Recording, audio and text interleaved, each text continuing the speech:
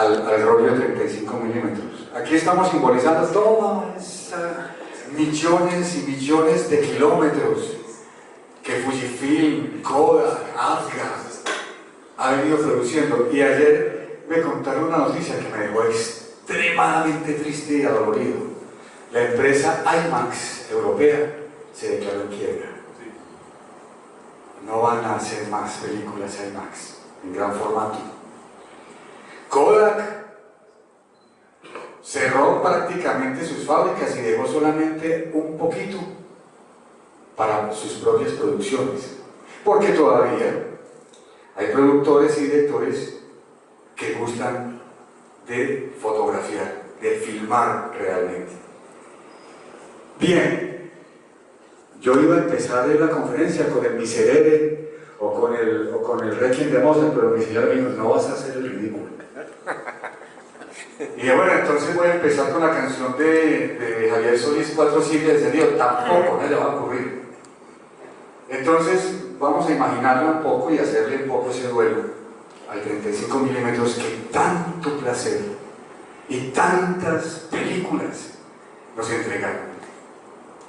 Estaba leyendo en la revista que tienen ustedes en la publicación que se hizo alrededor de este encuentro, de los teatros de Pereira. Pereira en este momento es de las ciudades que ya no tienen esos grandes teatros, a excepción pues obviamente del Teatro Municipal Santiago Londoño, que es pues diríamos el templo de las artes de nuestra ciudad, donde nunca se ha proyectado cine ni en 35 milímetros y mucho menos en digital. Eso sí, recuerdo yo en el 90, cuando se inauguró el Teatro Municipal Santiago Londoño, que trajeron dos espléndidas, gigantescas, monstruosas, pesadas y magníficas máquinas de proyección, con su equipo de amplificación muy moderno en su momento. Creo que el equipo de amplificación es Ramsa, y creo que el Teatro Municipal Santiago Londoño alcanzó a proyectar unas cuantas películas. Si alcanzó a proyectar 5, fueron muchas. De esas 5 creo que yo estuve en una, que fue la proyección de Ben-Hur, en una Semana Santa. Reciente, hace poquito. Pero el teatro dejó morir las máquinas. O sea que, efectivamente, la migración al digital es una cosa que ya tenemos encima y que tenemos que aceptar. Que se quieran llorar, de pronto se cae el pañuelo, pueden hacerlo. Este es el momento propicio y fundamental. Estamos haciéndole el funeral, el entierro a los 35 milímetros. Pásame la próxima, Nata. Bien, ¿qué pasó entonces? ¿Cómo fue ese proceso? ¿Qué le pasó al celuloide, a esos 35 milímetros? Pues los 35 milímetros es la medida, yo no lo creía, y una vez tomé una pequeña regla para ver, efectivamente eran 35 milímetros, y sí son 35 milímetros exactos. Son 35 milímetros donde la luz impresiona una emulsión con base en nitrato de plata y produce esa sensación de movimiento que se hace gracias a un defecto visual que tenemos todos. No se vayan a mandar a operar nunca la persistencia visual, porque es natural. Ay, señor, padezco de persistencia visual. No, la persistencia visual es natural, no está grave, es la manera en que vemos. De hecho, sin necesidad de poner una cámara ante mis ojos y los de ustedes están, entre comillas, fotografiando el cerebro 60 cuadros por segundo. El cine fotografía 24, el video fotografía 29. ¿Sí? Las primeras películas de los hermanos Lumière fotografiaban 16 cuadros en un segundo, por eso se veían tan rápido. Se demoraron un poquito para darse cuenta que para ver el movimiento natural eran 24 cuadros, pero se dieron cuenta. El celuloide es un polímero, es un plástico que tiene nitrato y alcanfor, que fueron las primeras proyecciones o el primer material que se fabricó con ese sentido hasta 1940, cuando cambiaron al tetrapolímero, que era un poquitico más fino. El problema de esto, perdón, voy a coger el muerto. El problema de esto es que es muy inflamable, pues me da hasta susto.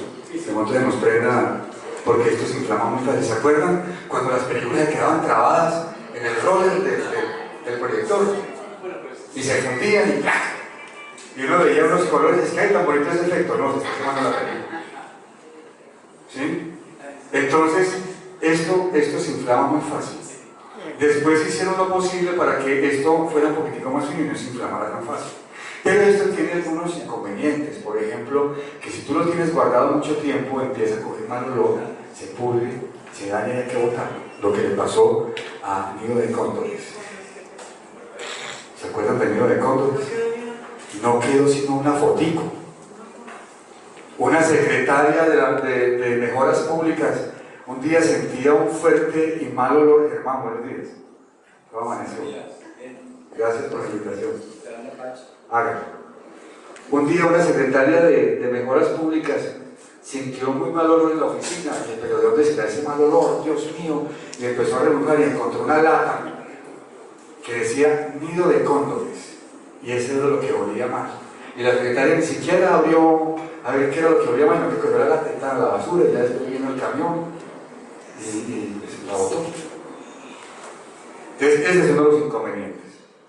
El celuloide tiene la particularidad, es más, yo creo que, si ustedes me permiten, ahorita les tomo una filmación con esta cámara de cine, que esta sí es cine de verdad. Yo quería hacerles un regalo, un momentico por favor. Sí, no sé si alcance, pero yo me tomé la molestia de picar con una tijera un pedacito de película, no sé qué película es, sí, si es El Padrino, pues tengan el recuerdo del Padrino. Blanca, no te voy a dar porque me casi mucho de eso. Yo, con mis estudiantes de comunicación siempre les he insistido en que hay dos verbos, el verbo filmar y el verbo grabar. ¿Cierto? María José, ponte de pie un momentico con la cámara que tienes ahí a la mano. Esa cámara que ella tiene es una cámara de última generación, de 1080-1920x30, no graba en cassette sino en disco duro. Entonces nosotros decíamos, vamos a filmar la primera comunión, vamos a filmar el paseo de trío, y realmente lo que estábamos haciendo era grabar, porque las cámaras de video no filman, graban. Esta sí filma. Esta sí filma. Yo le decía a mis estudiantes, muchachos, tratemos de ser más puristas que el Papa, si vamos a estudiar cine o medios de comunicación, sepamos que este acto se llama filmar. Ahí está rodando. Mira que lo más increíble es que esta cámara funciona. ¿Cuál es el problema? Que ya no hay película y mucho menos ahora que estamos enterrando. Hermano, este sonido para ustedes es muy común. Es decir, si yo lograra conseguir en Ecuador el cartucho para esta cámara, yo podría perfectamente filmar. Lo que pasa es que no hay sitio. ¿Sí? Ahí está. Es bonito el sonido, ¿cierto? Tenemos que llorarlo porque ese sonido no volveremos a escuchar. Si estamos de luto. Debimos haber venido todos. Este es 8 milímetros. 8 milímetros, sí. Este es de 8 milímetros. Permítame, le pongo al oído para que tengan el recuerdo. ¿Sí? Esto ya no lo volveremos a escuchar solo hoy. Hoy suena bonito, ¿cierto? ¿Por qué funciona con batería? Funciona con 4 pilas, 4 baterías, AA. Blanca, sí. Majo, usted que está tan jovencito. Este sonido lo escuchará hoy y nunca más. Porque este era el sonido natural de la filmación. En el AC4 acá es de las de última generación. ¿Sí? Aquí tenemos una más antigua, pero estas son de última generación. Ya las cámaras de cine no solamente fotografiaban el celuloide, sino que adicionalmente a través del lente podías ver en una pantalla de video LCD lo que estaba rodando. Riesgo que tenía uno antes, uno rodaba y a la mano de Dios echa la bendición que haya salido, ¿cierto? Y que haya salido buena la toma. Entonces por eso se fotografiaba muchas veces. Vamos a hacerla unas 20 a 1, voy a 20 veces la misma escena para ver si sacamos uno. Bueno, no sé en Colombia, yo creo que aquí yo he tenido ya la oportunidad, gracias a Dios, de estar en algunos rodajes de películas Y yo veo que aquí los muchachos, los directores, graban 3 a 1. Ensayan, hasta que la tienen perfecta en praxis escénica, diálogos, gestualidad, expresión corporal, y hacen, después de 50 ensayos, hacen una tomita. Salió perfecta, hagamos otra, porque el diablo es puerco y cochino. Pero hagamos una tercera por si acaso. A ver, de las 3 tomas, ¿cuál nos sirve? Gracias a mi Dios siempre nos sirve alguna. El problema es cuando no sirva ninguna, porque cuando hicimos 3, mandamos a revelar a Argentina, que es un poquitico más barato, y nos toca arriesgar. Ya no. Ya podemos hacer 51, porque como es digital, y ya no necesitamos ni casete de video. ¿Para qué? Si ya está el chip, el microprocesador. ¿Se acuerdan? El Betamax. Fue el primer casetico doméstico. Cuando estamos hablando del año 77, 78. Me acuerdo que estaba a punto de graduarme, no van a hacerme cuentas. Le dije a mi padre, mira que salió una cosa maravillosa, el Betamax. ¿Y eso qué es, hombre? El Betamax, eso es una cinta como un casete de audio, pero donde se graba imágenes, es decir, uno puede ver las películas ahí las veces que quiera. Mi padre se demoró mucho para entender cómo era que funcionaba el sistema Betamax. ¿Cierto? Pásame la próxima, ahora sí. Eso. Bien, detrás de la grabación, o perdón, la filmación, tenemos la proyección. Son 2 cosas que necesariamente van juntas. Ya sea que la hagamos digital o la sigamos haciendo analógica, en algún momento hay que verla, ¿cierto? Tanto trabajo, tanto esfuerzo, tanto dinero invertido, tantas horas de rodaje tiene que verse en alguna parte, si no, no tendría sentido, ¿cierto? Es como escribir un discurso y no decirlo, es como escribir un libro y guardarlo en el cajón y no mostrarlo, no imprimirlo. Entonces la proyección tiene pues un sentido similar al de la filmación, solamente cuando estamos viendo la proyección, ¿qué estamos viendo realmente? Estamos viendo la edición final, o sea, lo que un productor, director y cámara decidieron dejar, porque seguramente que detrás de un rodaje hay muchas cosas que el público no ve. Se ha puesto muy de moda en los DVDs poner bonus track, las escenas que el director no incluyó. De hecho, no olvidaré la versión del Exorcista, ¿no? Versión del director. Y decía la versión del director, vamos a ver cuál es. Y resulta que en la versión del director hay 2 escenas que en el 76 no vimos. ¿Se acuerdan? La de Reagan caminando así de espaldas bajando la escalera, que es horrorosa. Y hay otra donde la cámara hace un doble muy suave y pasa frente a una pared, y en la pared se refleja el dios Pazuzu. Esas 2 escenas fueron las únicas que el director metió en Nueva Señora. Ese Max, el fin de semana, ayer hace 15 días presentaron El Exorcista con la versión no censurada. ¡Wow! Entonces salió la escena de la cruz, todo. La escena de la cruz, que la iglesia se le pararon los pelos y se rasgaron las vestiduras, porque es una escena muy fuerte. Era una escena muy fuerte. De hecho, yo recuerdo cuando estrenaron El Exorcista aquí en Pereira, pusieron ambulancia, Germán, ahí al frente del Teatro Consota, y policía, y defensa civil, y paramédicos. Entonces, ¿para qué más publicidad? Las colas eran una cosa loca, y la gente se desmayaba de hacer colas, no de ver la película. Entonces ahí estaba el servicio de la ambulancia, yo me acuerdo. Yo estaba muy sardinito y no me dejaron entrar a ver la película, pues que me iban a dejar entrar si pedían cédula de ciudadanía. En esa época eran mayores de 21, ahora son de 18, en esa época era de 21, no tenía cuál ni yo, y sin embargo la vi escondido en el Teatro Consota. Yo no sé, los que sean de Pereira recuerden, había un palco privado, secreto y oculto arriba, casi que al lado de la cabina de proyección, con una comodidad de una banca de iglesia, ¿sí?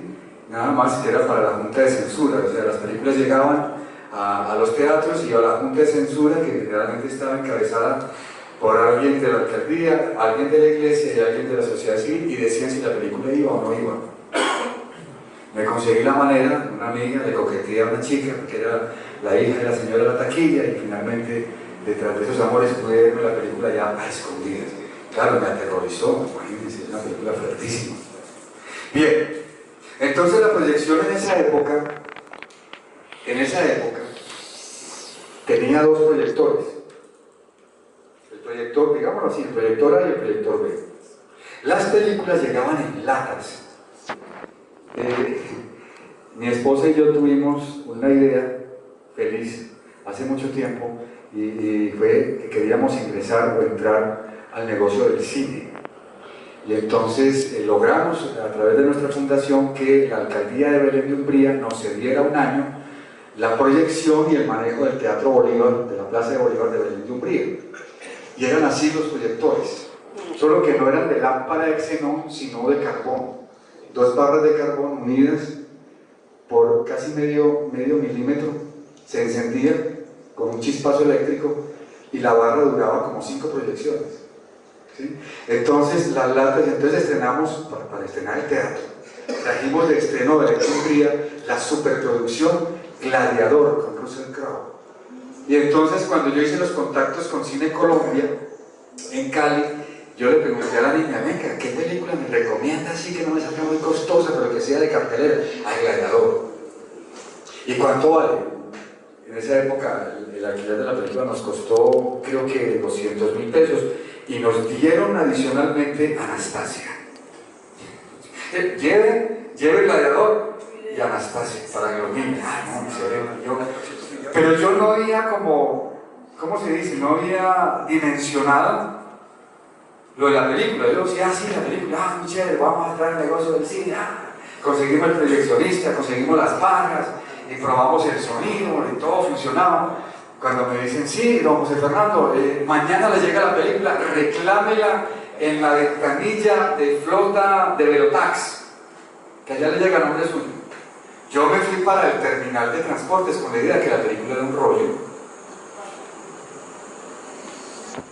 Cuando resulta que no era un rollo, eran 12 latas de Gladiador y 9 latas de Anastasia. Cuando yo vi semejante paquete, yo dije, ay, mira, se equivocaron, me mandaron más películas de las que eran. Entonces dije, no, voy a abrirla. Entonces abrimos con una tijera y decía, Gladiador, lata 1, Gladiador, lata 2, Gladiador 3, 4, 12. Anastasia, lata 1, lata 2. Ay, muy madre. Nunca me imaginé que eran tantas latas. Primero el peso, el transporte. Hubo que contratar 2 tractomulas para llevarlos hasta la casa. En taxi los llevamos. Después de eso llevamos hasta Belén de Umbría. En Belén de Umbría el señor de la proyección examinó en la moviola. Yo nunca había visto una moviola. Y que, uy, qué bacán. Y decía, hágale, lo bueno.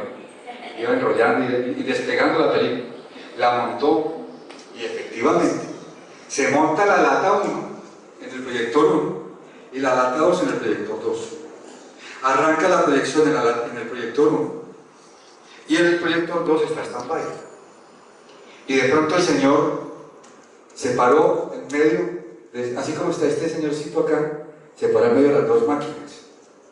Y yo estaba feliz porque yo estaba viendo cómo funcionaba el negocio del cine en la sala de proyección. Y entonces le dije, ole, ¿y vos cómo vas a saber para hacer? O sea, ¿cómo vas a saber en qué momento debes cambiar? Y él no espera y mire. Si ve esa bolita, van a salir 2 bolitas en la parte superior derecha de la pantalla. Cuando salen las 2 bolitas, es tiempo de cerrar un proyector y abrir el otro. Efectivamente, sale la bolita y él hace eso. Apaga el proyector 1 y arranca el proyector 2. Mientras el proyector 2 está haciendo la proyección, él baja de la bobina deudora, la película, la lleva a la moviola y vuelve y la enrolla. Termina y vuelve y monta la lata número 3. Y funciona lo mismo, lata número 4 se acaba, arranca la lata número 3, enrolla, lata número 5. Ese es el trabajo y uy, qué complicado. Ven, y si de pronto vos te distraes y se te olvida cambiar, ¿qué pasa? No, queda el bache y empieza a silbar el público preciso.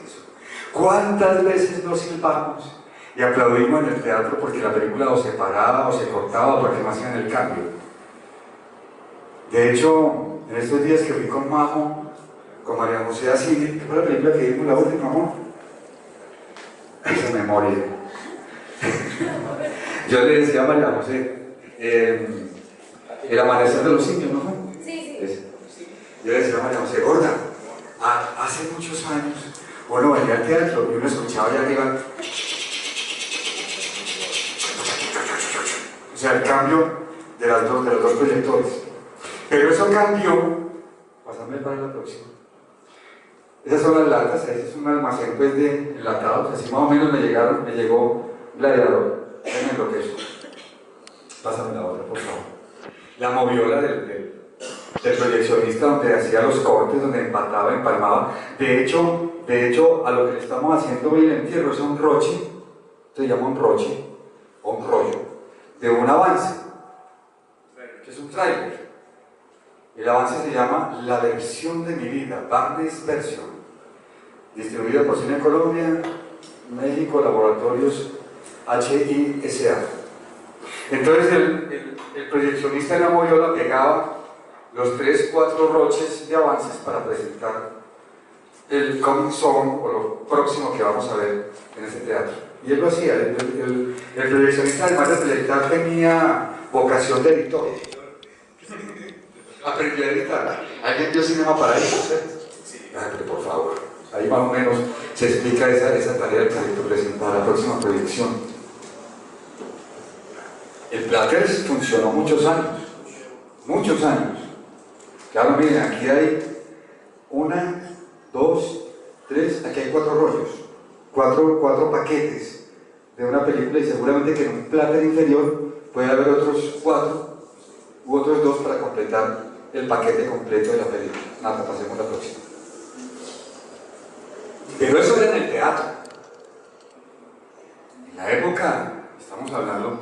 Vean, yo voy a decir, pero ustedes en la casa después hacen las cuentas. No las hagan aquí para no pasar una vergüenza. Pero yo estaba muy niño y un día un señor llevó una cosita como esta. En esa época teníamos un solo canal de televisión, la televisión era en blanco y negro.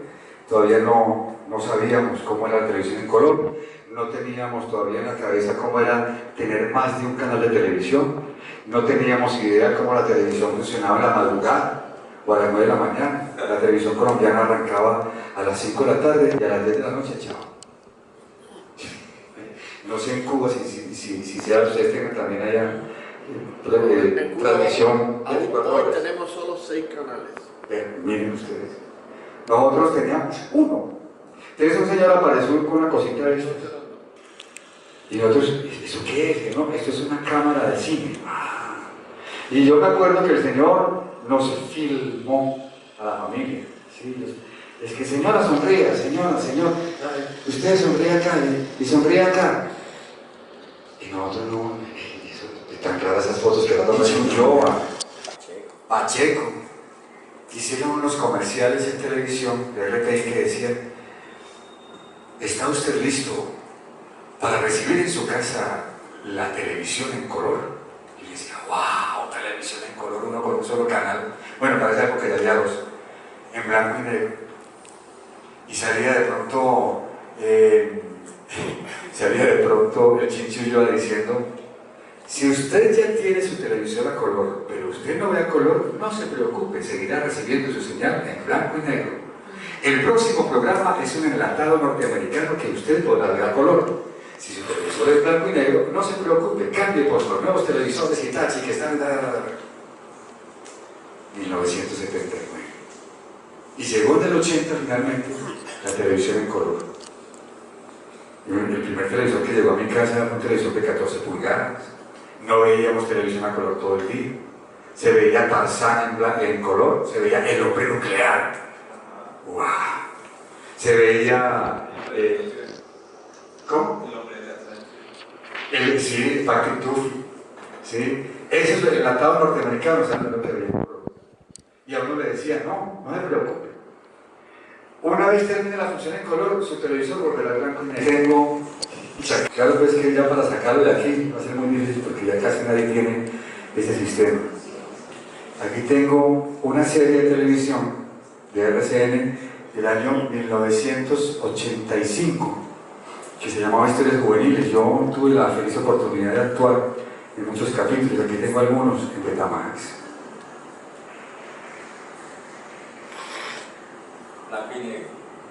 En blanco y negro. Y sin sonido. En blanco y negro. No, esto era full color. 380 líneas de resolución. Muchas.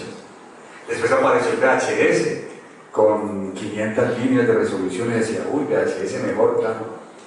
Pero la emoción de tener este aparato en casa, que uno le oprimía el ejec y parecía que fuera a saltar hasta el techo la tapa donde se alojaba la película, era mucha. De hecho, después apareció un Betamax con un cable que se le conectaba a un lado. El cable tenía un play, un stop, un fast forward y un rewind. Adelante, atrás, pare, pausa y play. Pero no traía rec. El rec había que hacerlo directamente en la ponchadora, pues en las clavillas, en el teclado. Pásate la otra. Y aparecieron las cámaras ya después profesionales. Ya nos demoramos mucho para verlas aquí en nuestro entorno. Yo me acuerdo mucho que decían en televisión, en la televisión nacional, y ahora esta transmisión, señoras y señores, con la novedosa, maravillosa y fantástica cámara 3000 que hemos importado directamente desde Estados Unidos para garantizarles a ustedes una transmisión clara y brillante. Intravisión presenta la Vuelta a Colombia en bicicleta. Y sacaban la cámara 3000, me decían, una cámara 3000, ¿eso qué era? Las cámaras grandes de pedestal, que la única, digámoslo así, ventaja que tenía era que se podía sacar al exterior.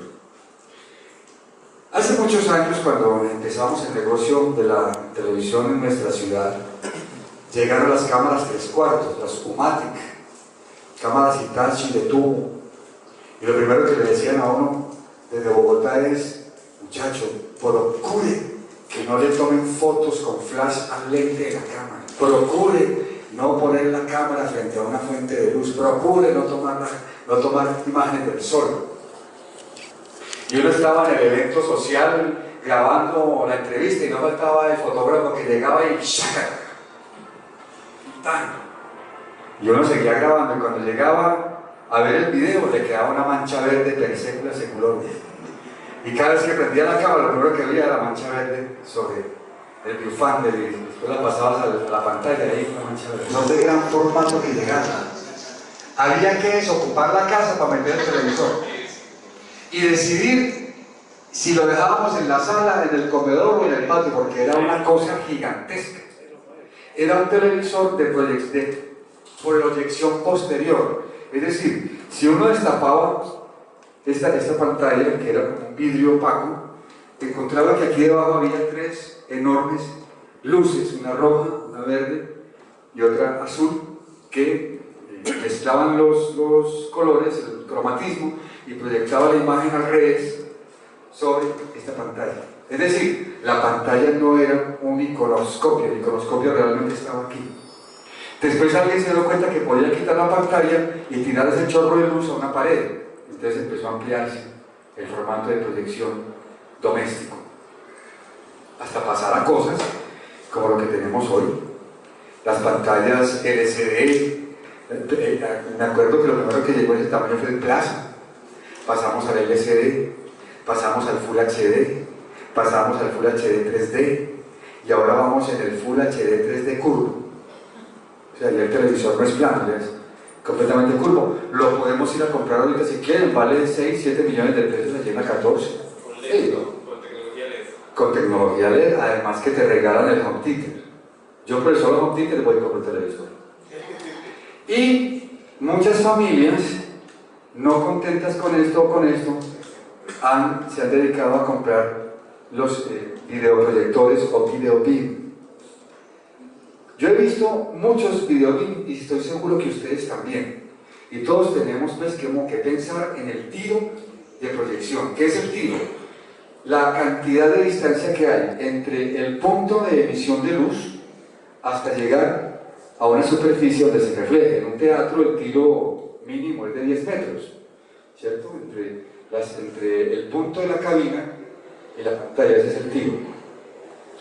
El tiro variará de acuerdo a la cantidad o al tamaño del teatro. Los antiguos teatros de 800 sillas, de 1000 sillas, como el Capri, el Consol, ¿sí? Esos teatros de gran formato tenían un tiro hasta de 15, 20 metros, un tiro grandísimo. Ahora no, ahora el tiro es de 6, 7, 8 metros. Váyanse para cualquier teatro de Cinemark, váyanse para cualquier teatro de Cine Colombia y verán ustedes que se puso de moda el pequeño teatro. Vi en internet teatros particulares de 4 sillas con videoproyector de alta definición, con la posibilidad de que el videoproyector te mande imagen en 3D. Pero lo que tapó la olla fue la semana pasada, que fui a un amigo que me dijo: Fer, mira que quiero mostrarte un aparato que compré, a ver vos qué opinas. Yo creo que era que me estaba chicaneando, y me chicaneó. Un proyector similar a ese, un poquito más chico, que no hay necesidad de retirarlo, lo puedes pegar a la pared. Puedes poner aquí, tac. Y el tamaño de la pantalla es una cosa loca. Te proyecta en Full HD con la calidad de un teatro, el DLP que llaman ahora, con la posibilidad de que le metas una película 3D, te pongas las gafas y veas en tu casa lo mismo que ves en los teatros. Un muñequito Eso es lo que él me la sostiene con conferencia. El actor. ¡Ay, sí! Blanca, gracias. Cuando él estaba chiquito. Cuando yo estaba chiquito, ¿qué diferencia hay o cuál es la relación entre este muñequito que era de mi madre y lo conservó toda la vida y ese rollo de película que estamos enterrando?